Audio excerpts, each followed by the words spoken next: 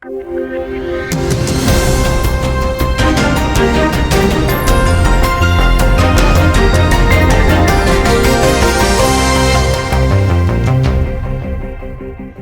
en juin 2019, la République démocratique du Congo a encore un autre rendez-vous avec les dieux de ses ancêtres, un autre rendez-vous toujours au même lieu, les stades de martyrs de la Pentecôte, avec le président de la République en tête, Félix Antoine Tshisekedi Tshilombo. La date choisie pour cet événement spirituellement riche en couleurs, le 30 juin 2023, date anniversaire de l'accession de l'indépendance de la République démocratique du Congo.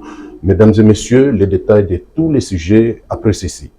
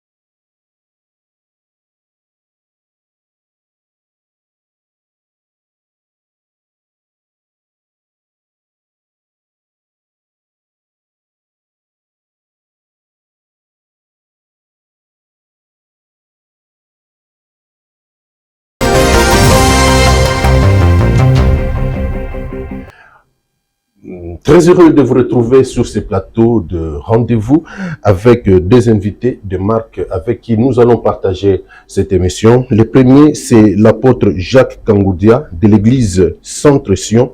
Il est l'initiateur et l'organisateur de la journée des prières qui se tiendra le 30 juin au stade de Martyrs. Apôtre, bonjour et bienvenue dans cette émission. Bonjour Monsieur Patrick, merci beaucoup de nous avoir invités. Tout le plaisir est pour nous de vous recevoir sur ce plateau.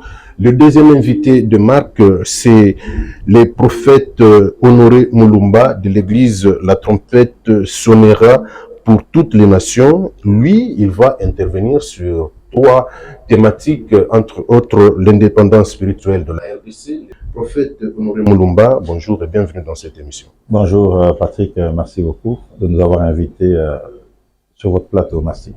Et voilà, et cette première question, la première initiative de dédier les pays entre les mains de Dieu, c'était en 2019. C'est le président lui-même qui a tenu ça au mois de juin. Aujourd'hui encore, vous tenez à organiser cette activité toujours au mois de juin. Pourquoi le mois de juin? Et pourtant, nous avons 12 mois dans une année. Merci beaucoup Monsieur Patrick. Donc d'abord, je dois rectifier un certain nombre de choses. Ok. Donc la première, je suis tout simplement à la tête d'un comité d'organisation. La deuxième chose que j'aimerais dire, je ne suis pas l'initiateur. C'est Dieu qui a initié cet événement-là en juin. Dieu est passé par vous. Dieu passe toujours par les hommes pour pouvoir faire les choses. Ce n'est pas parce que vous êtes le canal que vous devenez l'initiateur. Donc il faut remettre les choses dans leur contexte spirituel, c'est très important. Très important. Et bon voilà. Et Dieu, quand il a initié, il a trouvé un homme qui était ouvert et qui était disposé à pouvoir l'écouter et lui obéir. C'est le président de la République. À ce moment-là, il était candidat donc à la présidence de la République. Et donc, nous avons comme l'impression que cet aspect spirituel au niveau de la présidence, c'est de plus en plus manifesté avec l'avènement de Félix Tshisekedi, c'est ça? Ce n'est pas un aspect de choses qui se manifeste à la présidence. Donc, ceux qui sont à la présidence sont des hommes spirituels, sont des croyants. Ils ont leur foi. Donc, qu'ils viennent manifester leur foi, qu'ils viennent vivre leur foi. Cela n'a rien à voir avec la présidence commence à développer l'aspect spirituel ou chrétien. Le chef de l'État, son Excellence, Monsieur le Président de la République, Félix Antoine Tshisekedi Tshilombo, c'est un homme de foi. C'est un homme qui aime Dieu. Il avait reçu dans sa vie Jésus-Christ comme son Seigneur et Sauveur. Il est chrétien évangélique. Il le dit lui-même partout où il va. Il met Dieu en avant. Plus il est déplacé tous les dimanches pour aller dans un lieu de culte. Donc ça va faire pour le déplacement d'un chef de l'État, ça va faire beaucoup de protocoles et beaucoup de choses. C'est pourquoi donc il y est organisé un moment de culte à la Cité de l'Union africaine pour qu'il puisse venir adorer son Dieu, se recueillir, lui offrir son cœur et permettre à ce que Dieu aussi puisse pouvoir continuer à lui parler par rapport à la responsabilité qu'il a à la tête de la nation. Apôtre, le 30 juin, c'est dans quelques heures. Le chef de l'État n'est pas présent en RDC, il est en Angola depuis hier. Vous avez dit qu'il sera au stade de Martyrs. C'est quoi le message? C'est quoi ce énième rendez-vous avec le peuple congolais? Le premier rendez-vous, le chef de l'État devrait dire merci à Dieu parce qu'il l'a choisi et il l'a placé à la tête de cette grande nation pour présider à sa destinée prophétique et aussi politique, économique et tout ce que vous voulez.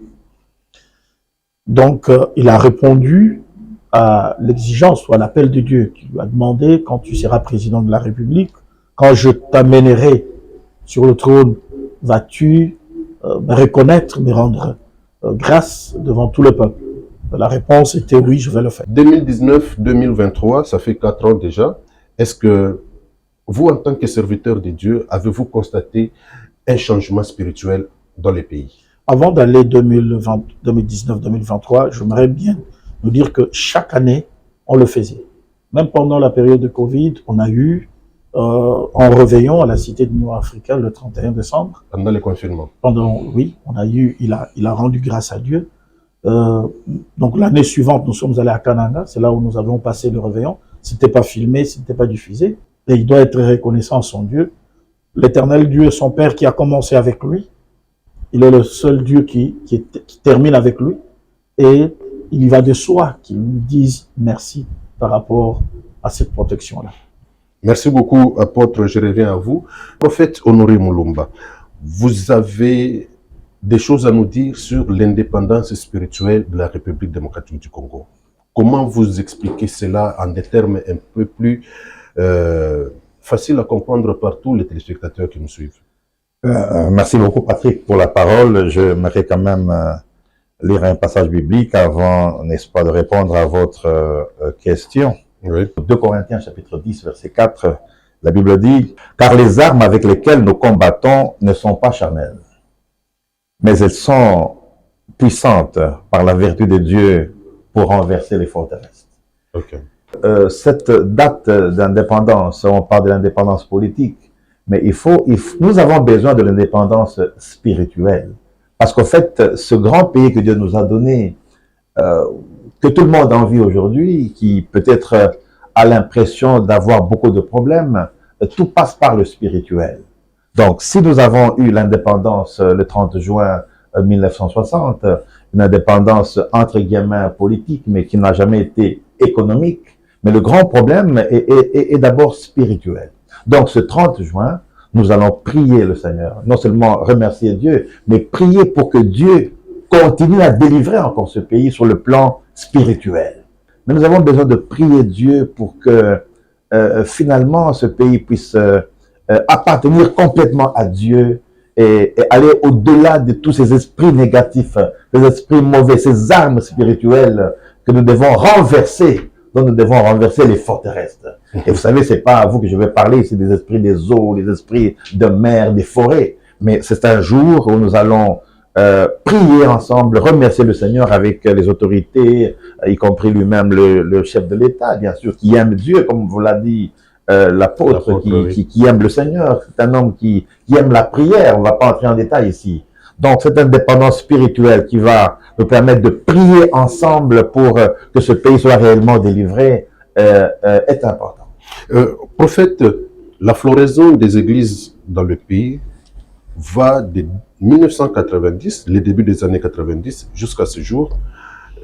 Aujourd'hui, le monde a comme l'impression que les Congolais prient beaucoup. Mais apparemment, sur le plan physique, sur le plan matériel, il n'y a rien de changé. C'est dû à quoi? Non, écoutez, on ne dirige pas un pays où la prière ne donne pas, si vous voulez, une indépendance ou une indépendance économique. Non, on peut prier le Seigneur sur le plan spirituel, mais moi je prêche aux fidèles de travailler. Parce qu'on ne gère pas un pays, on ne réussit pas à gouverner, j'allais dire, on ne réussit pas à développer un pays tout simplement par la prière. La prière est là comme un outil spirituel qui nous accompagne, qui demande la protection divine. Mais nous devons travailler. Les Indiens, la plupart ne prient pas, mais ils sont entre guillemets développés. En Chine, en dehors des pollutions. Ils ont leur Dieu. Ils ont leur Dieu. Au Japon, c'est développé malgré leurs inondations, qui peuvent être des punitions des dieux. Mais ils travaillent. Donc il faut que le chrétien comprenne qu'en dehors de la prière, il faut travailler. La Bible est claire là-dessus. C'est lui qui ne travaille pas, ne mange pas non plus. Donc, je veux que les chrétiens comprennent qu'il faut travailler. Ça, c'est très important. Ça, c'est vraiment très important, pasteur. Vous avez, prophète, vous avez raison. Mais je reviens un peu en 2019. Je peux... Oui, vous voulez intervenir, oui? Juste par rapport à ce qu'il venait de dire. La prière, c'est un moyen de nous connecter à Dieu, afin de pouvoir lui soumettre le besoin et de recevoir de lui les instructions ou les directives ou les réponses par rapport aux besoins lui présentés. Les présenter, oui. Maintenant que vous avez établi ce lien-là, vous avez présenté le besoin et il vous a donné les réponses par rapport aux besoins, qu'est-ce que vous allez faire? C'est maintenant dans la vie quotidienne, comme il a dit, pour ceux qui sont à la présidence, au gouvernement, au parlement, ceux qui sont dans les entreprises, ceux privés, publics. C'est à eux maintenant de pouvoir se mettre au travail pour pouvoir rendre ce que vous avez reçu en esprit une réalité physique, matérielle. La prière, ce n'est pas le volume de temps qu'on fait devant le Seigneur, devant Dieu. La prière, c'est un entretien. C'est un moment de communion, c'est un moment de conversation, de dialogue.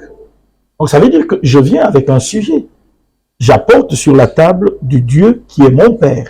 Je lui dis, voici, j'ai besoin de ça et de ça. Une fois que je lui ai dit ça, il doit me répondre, il doit me dire, ok, pour ceci, voici ce que tu vas faire. Maintenant, quand il me dit, voici ce que tu vas faire, c'est ce qu'il me dit de faire qui va me permettre de pouvoir me développer. Je vais vous donner un exemple. Okay. Dans la Bible, il y avait une famine à l'époque d'Isaac. Isaac voulait aller en Égypte parce que c'est là où tout le monde allait chercher le pain. Dieu vient lui dire, ne va pas à l'Égypte, reste dans ces pays, je te bénirai. Qu'est-ce qu'Isaac a fait après avoir reçu cette parole de la part de Dieu? La Bible lui dit, il va s'aimer. Cela veut dire que quand Dieu lui dit, reste, il ne reste pas les bras croisés, mais il va s'aimer. La Bible dit, cette année-là, il va récolter au centuple. Ça veut dire que la prière doit matcher avec l'activité, l'action. Donc, vous ne pouvez pas prier et sans action. Maintenant, si vous priez sans action, vous resterez pauvre. Merci beaucoup. C'est ça le problème. Merci beaucoup. Et c'est ça la mentalité que nous devons changer dans ces pays. En commençant par l'Église. Voilà. Oui, vous vouliez intervenir. Non, je vais compléter, c'est que l'apôtre Jacques Kangoudé venait de dire tout à l'heure. Dieu parle à Adam et Ève. Soyez féconds. Multipliez-vous et remplissez la terre. Lorsqu'on parle de multiplier, il ne s'agit pas seulement de mettre au monde, mais il s'agit de la production. Dieu aime ceux qui produisent au lieu d'être stériles. Donc même si nous sommes chrétiens, nous devons produire. Produire par le travail, pas produire seulement par la prière. Donc lorsqu'on parle de la multiplication, les gens voient seulement la naissance humaine. Mais non, la production est très importante. Donc, un chrétien ne peut pas demeurer stérile. Il doit travailler. Et c'est pourquoi, par exemple, au Foursquare, où je suis membre, aux États-Unis, par exemple, le pasteur doit, en dehors de la vocation spirituelle, travailler. Sauf si Dieu lui-même te dit, toi, c'est à temps plein. À temps plein. Non, moi, je travaille. Ça va faire 39 ans que je sers le Seigneur. Mais j'aime le travail et j'encourage le travail. Le travail nous permet de bénir même les gens. Donc, il faut travailler. Même vous ici, dans vos émissions, les journalistes, il faut travailler. Dieu négocie avec ceux qui travaillent. Écoutez, la seule terre que Dieu nous a donnée, nous, ici au Congo, c'est la terre de la RDC. Et donc, nous, ici, nous sommes venus parler, non pas des choses générales, mais de notre pays. Il y a une terre que Dieu nous a donnée gratuitement.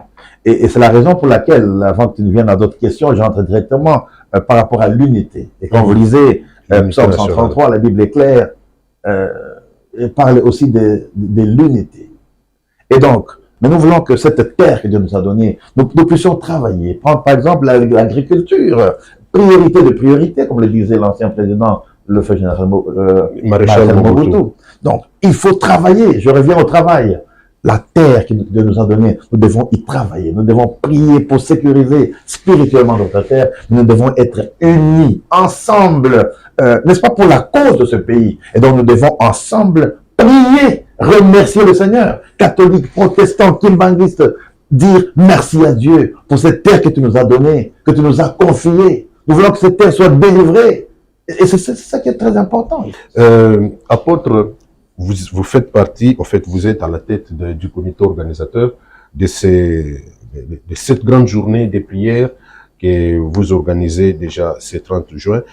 Voulez-vous nous aider à avoir une idée sur ce que sera la journée? Donc, avant de pouvoir répondre à votre question, laissez-moi un peu revenir sur le bienfait de ce qui a été réalisé en 2019. Vous savez, dans notre pays, nous confondons ce que Dieu est censé faire et ce que l'homme doit faire. Si l'homme démissionne de ses responsabilités, Dieu ne viendra pas faire ce que l'homme est censé faire. Ça, c'est quelque chose de très important. Le prophète Honoré Moulouba l'a dit tout à l'heure, il a parlé du jardin d'Adam. Quand Dieu va placer l'homme, au-delà de « soyez féconds, multipliez, l'assujettissez », il a dit à l'homme, il l'a placé pour le cultiver et pour le protéger. Quand on parle cultiver, c'est déjà le travail. Donc la première chose que Dieu a donnée à l'homme, c'est le travail. Exact. Et le travail, c'est une valeur. Le travail émancipe l'homme. Donc si tu ne travailles pas, donc tu n'es pas rentré dans ta dimension de l'être humain. C'est la raison pour laquelle tout le comportement que nous avons dans nos églises partout, qui consiste à être des fainéants et à attendre que, bon, le président Yarotel nous pouvons faire beaucoup de choses là où Dieu nous a établis. L'Église est capable de pouvoir donner du pain dans ces pays. L'Église est capable de pouvoir créer les entreprises dans ces pays. Mais pourquoi nous ne le faisons pas? Parce que nous ne comprenons pas que nous avons été établis pour cultiver les jardins et pour le protéger. Maintenant, quand Dieu dit « je vous ai établi pour protéger », cela veut dire qu'il y a déjà une notion d'invasion. Ok. Donc Dieu vous annonce que donc vous devez comprendre. À tout moment, vous êtes exposé. C'est qui est le gardien de la RDC? Un pays riche. Qui va venir protéger? Mais au niveau spirituel, il y a une couverture de Dieu. Mais au niveau physique, géopolitique, c'est les Congolais qui doivent être le premier à protéger leur territoire. Donc ça veut dire que si le plan spirituel, Dieu a déjà libéré la capacité pour nous de pouvoir protéger notre territoire, nous devons comprendre que maintenant, nous devons empêcher toute invasion extérieure pour venir saboter, piller nos richesses. Okay. Mais si déjà nous ne comprenons pas que le Congolais qui est à côté de moi, ce n'est pas un adversaire, un ennemi, c'est mon frère. C'est avec lui que je dois partager cette terre que Dieu nous a donnée, riche de tous les minéraux et tout ce que vous voulez.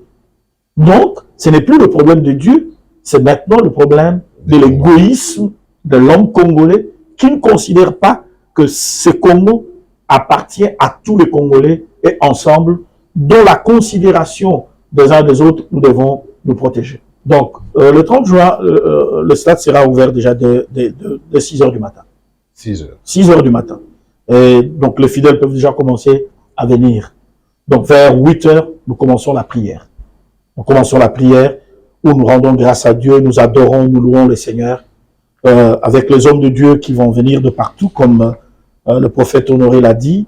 Donc, les catholiques seront là, les protestants seront là, les kimbanguistes seront là, les musulmans seront là, les orthodoxes seront là, les indépendants. Donc, toutes les confessions. Le païen seront là.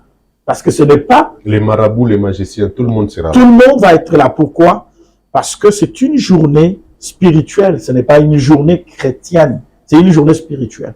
Donc ça veut dire que tout le Congolais qui est concerné par le développement de ces pays, s'il aime son pays, s'il est patriote, s'il veut que les choses changent demain, nous venons, comme il l'a dit tout à l'heure le prophète, nous venons réclamer, on va dire, ce déclenchement du mouvement en esprit pour que les choses puissent pouvoir se manifester dans le physique pour le développement. Donc, après avoir adoré le Seigneur, tout cela, prié, ben, le chef de l'État viendra dire merci à Dieu pour la protection.